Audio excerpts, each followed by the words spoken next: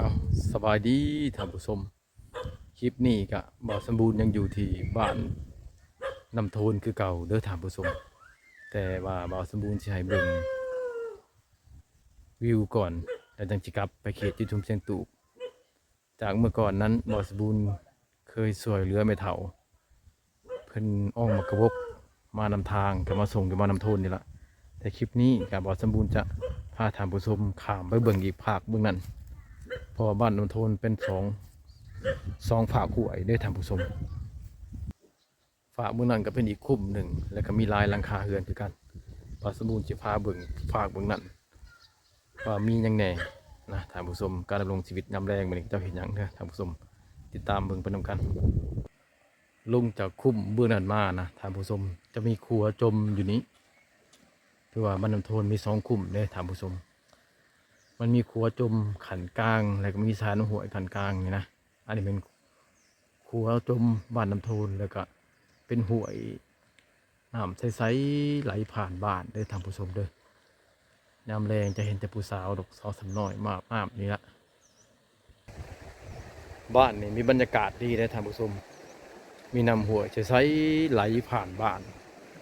น้ำห้วยเขตนี่นะทุกๆห้วยนี่เรียกว่าน้ำนี่ใสเบิดเลยท่านผู้ชมเพราะบ่ค่อยเห็นน้ำขุ่นๆและหมู่บ้านก็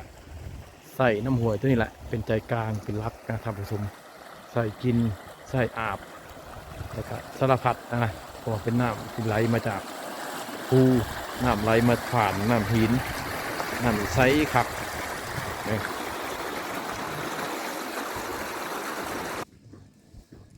ยับมาคุ้มพวกนี้ก็ถือว่าใหญ่พอสมควรเลยที่ได้อยู่ประมาณ10 ปลายหลังคานี่แหละท่านผู้ชมเลย10 ปลายหรือ20นี่แหละแต่ว่าส่วนร้ายจะมีแต่เฮือนแบบมุงสังกะสีใหญ่บกคอยเห็นเฮือนแบบมุงหยาอ้อมพามาเหี่ยพอไปได้นะบ้านเนี่ยก็เป็นตาหนาอยู่ได้นอกจากว่ามีธรรมชาติงามๆอ้อมข้างแต่ก็มีเส้นทางผ่านทางสบายเนี่ยนะท่านผู้ชมเป็นทางแดงก็ได้แต่เป็นทางสบายที่ไปเวียดนาม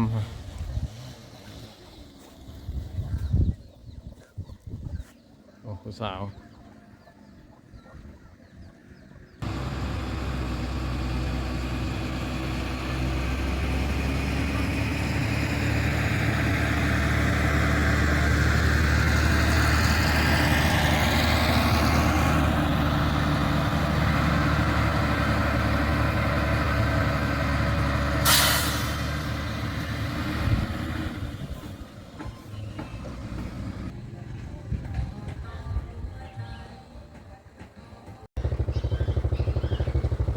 อากาศเขตนี่มันต่างกับเขตอัน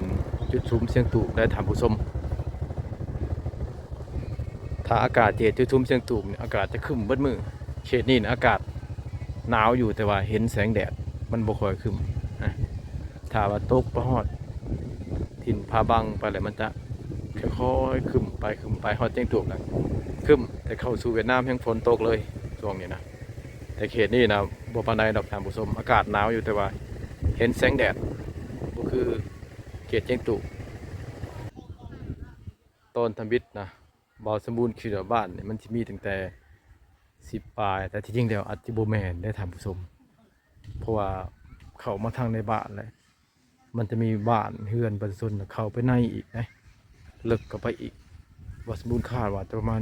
20 ปลายหรือ30หลังคาพุ่นละท่านผู้ชม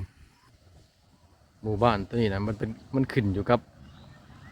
จุดสุมผาบังได้ท่านผู้ชมแต่มันก็เป็นชายแดนระหว่างจุดสุมผาบังกับจุดสุมลัดหอบ้านตัวนี้ถือว่าเป็นเขตชายแดนนะถ้าวิทย์เข้าไปทางเวียดก็จะเป็นเขตจุดสุมผาบังถ้าวิทย์เอามาทางเซโปนก็จะขึ้นกับเขตจุดสุมหลักหอนะ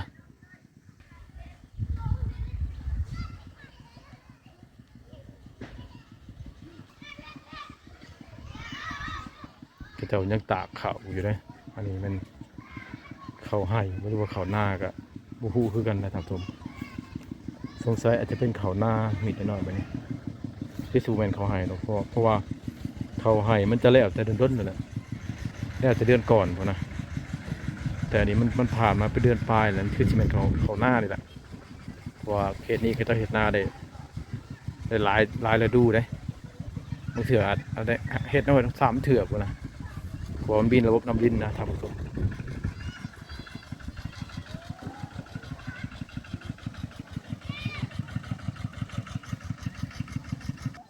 นั่นบ่เป็นขนาดป้า ฮะ คนป้าท่านี่เหือน เออเพื่อนเบิดเทานี้เนาะได้ประมาณ30เนาะได้แล้วเนาะได้ปะ ได้ เออยังพิงไพ่สะแงดบ่ เป็นนางลินเป็นตากเข้าอีกอย่างนะเข้าให้หรือเข้าหน้า เขานะ เข้าหน้าบ่พ่วมเกี่ยวนี่ ฮะ กำลังเกี่ยวบ่ บ่แล้วเขา เกี่ยวแต่ด้นแล้วมันขึ้นมากำลังตากนะ มากเลยเด็ก เออมีแต่เฮือนหลังใหญ่ๆเนาะบ้านนี้เนาะ คอยย่างรอมีแต่เฮือนหลังบักใหญ่กับมีเฮือนหลังน้อยบ้านน้ำโทนเนาะแม่นบ่ลูกไผนี่หลายคนที่ลูกเจ้าบ่ โอ้ลูกเขาเดียวนี่ ลูกเจ้าผู้เดียว สองคน เออ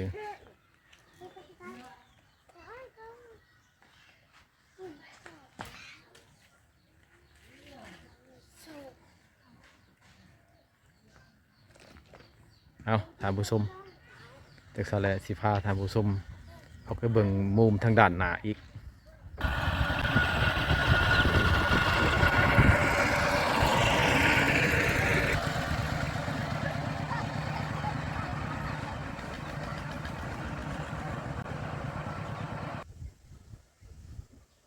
มุมเมืองนี่แม่นมุมที่สุดสุดของบ้านเลยเด้อท่านผู้ชมเด้อนี่ก็ส่วนสุดของบ้านเลยทางหลังบ่อสมบูรณ์ก็เบื้องข้างเมืองนี่จะมีเป็นหน้าผานี่เด้ท่านผู้ชมเป็นหน้าผาแล้วก็มีเฮือนอีกทางข้างเมืองนี่2-3หลังนี่แหละแต่ว่าบ้านนี้พิเศษเลยนะท่านผู้ชมบ่ค่อยเห็นเฮือนหลังน้อยเพราะบันไดมีแต่เฮือนหลังใหญ่ๆได้ท่านผู้ชมเลยซาบ่อสมบูรณ์อย่างหลบเมืองนี้เอาจังซั่นเลยคลิปนี่ก็ขอฝากถ้ามีก่อนท่านผู้ชมอย่าลืมกดไลค์กดแชร์และกดติดตามเพื่อให้กำลังใจบ่อสมบูรณ์ตื่มคลิปนี้ขอจบอยู่ที่บ้านน้ำโทนขอขอบใจท่านผู้ชม